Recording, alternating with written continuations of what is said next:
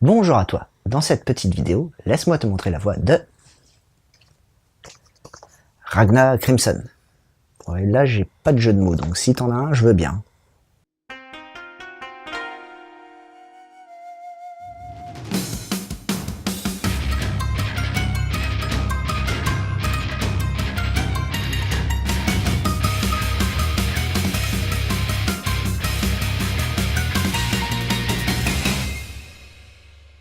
Ça te dit de faire un métier qui claque bien. Qu'est-ce que tu penses de devenir chasseur de dragons? Comme ça, tu pourras les pourfendre avec ton épée d'argent et te la péter bien comme il faut.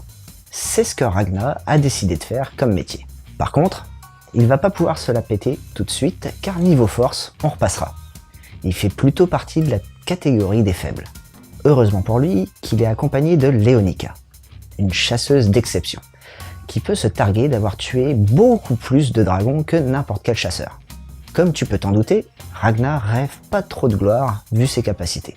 La seule chose qu'il souhaite, c'est de pouvoir rester aux côtés de Leonika. Tu le sens que les réjouissances vont arriver? Et ouais, en effet, un ennemi impitoyable va faire son apparition. Et, pour pouvoir le contrer, Ragnar va devoir passer un pacte avec l'ennemi. Mais il va aussi faire la rencontre d'un curieux personnage venu d'un temps très lointain.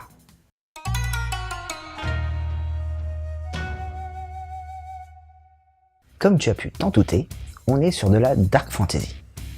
Et donc, qui dit Dark Fantasy, dit aussi très bien sombre, avec pas mal de nuances de gris. Et parfois des aplats noirs. Le seul point un peu négatif, c'est le dessin un peu simple et lisse des personnages. Mais bon, c'est vite compensé avec la réalisation des dragons. Côté arrière-plan, on est sur quelque chose d'assez épuré, avec par moments de superbes paysages, genre une réalisation de forêt très détaillée. Par contre, côté onomatopée, ils ont blindé. Ça rend par moments les scènes un peu illisibles. Je sais que c'est pour accentuer le côté un peu folie de la scène, mais bon, là, ça devient plutôt oppressant et du coup, la scène perd en intensité. Niveau Nemu, on est sur de l'explosif. Le dessinateur n'hésite pas à enchaîner les coupes diagonales, les superpositions avec les pleines pages et les doubles pages. Du coup, c'est hyper dynamique. Par contre, comme je te l'ai dit précédemment, comme des fois t'as pas mal d'onomatopées, ça peut te rendre certaines scènes plus difficiles à la compréhension. Point de vue jaquette, on reste sur celle d'origine. Et si avec le résumé, t'avais pas compris que t'allais avoir des dragons, des chevaliers et des combats, avec celle-ci t'auras plus aucun doute. D'ailleurs, je te conseille de ne pas soulever la jaquette avant d'avoir lu le premier tome. Oui, parce que t'as quelques secrets dévoilés sur les personnages et ça risque de te spoiler l'histoire.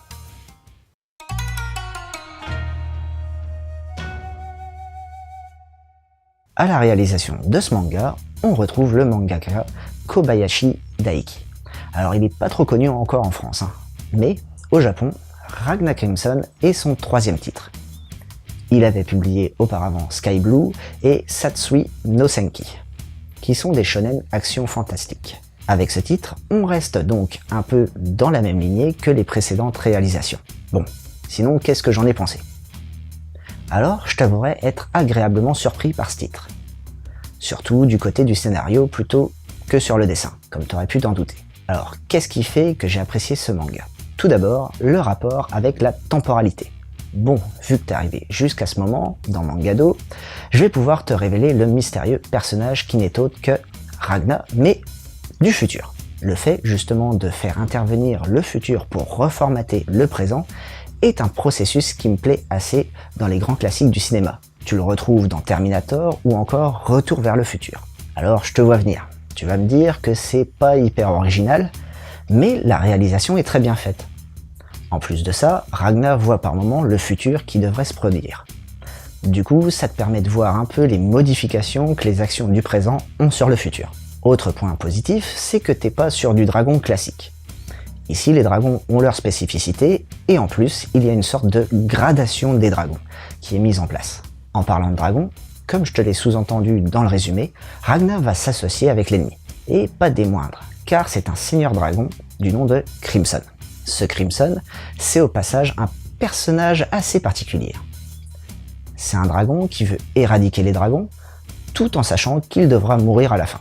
Et en plus, on n'a aucune piste sur le pourquoi Donc on a pas mal de mystères sur ce personnage. J'ai hâte de voir comment ça va être abordé. Alors si tu veux attaquer une nouvelle série de Dark Fantasy avec des dragons qui sortent un peu de l'ordinaire, Ragnar Crimson est la série qu'il te faut. Pour ce qui est la Dark Fantasy, t'as une série qui est sortie depuis pas trop longtemps. C'est Goblin Slayer. Tu pourras y suivre une prêtresse qui vient tout juste d'être sauvée d'une mort très violente. Et en plus, on a fait un manga dessus, donc tu peux y aller. Toujours dans le même registre, t'as aussi Dark Kings of Kings de Aramaki Miyuki. Avec cette revisite du mythe du vampire, tu auras ton lot de suceurs de sang et de combats sanglants, donc n'hésite pas à regarder le manga dessus aussi. Et dans un genre totalement différent, mais sur le thème du futur qui cherche à changer le présent, il y a Man in the Window. Shui, 17 ans, voit son moi de 20 ans lui annoncer qu'il va avoir une vie toute pourrie, et surtout qu'il est là pour que ça n'arrive pas. Et on a fait aussi un manga dessus. Et voilà, c'était Boubou. J'espère que cette petite chronique t'aura plu et surtout donné l'envie de lire Ragnar Crimson.